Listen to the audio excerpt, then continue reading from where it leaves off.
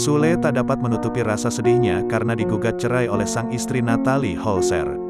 Seperti yang diketahui, pada tanggal 3 Juli tahun 2022 lalu, Natalie Holzer lewat kuasa hukumnya telah melayangkan gugatan cerai kepada sang suami yakni komedian Sule Sutisna ke Pengadilan Agama Cikarang.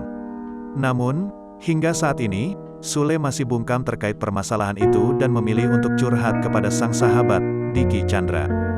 Dicky Chandra menuturkan kalau kondisi ayah Rizky Febian saat ini kurang stabil setelah ditinggalkan oleh sang istri, Natalie Holzer. Sebelumnya, publik juga dibuat heboh oleh berita selisih paham antara Natalie dan Putri Delina yang juga memanas di media sosial. Terkait hal tersebut, Dicky Chandra membeberkan kalau masalah itu tak ada kaitannya.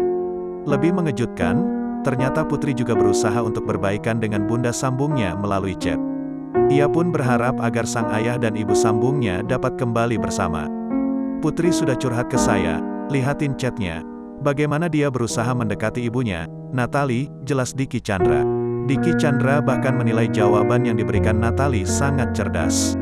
Saya lihat jawaban Natalie sangat cerdas, permintaan Putri juga cukup baik. Bunda, kalau Putri salah, minta maaf.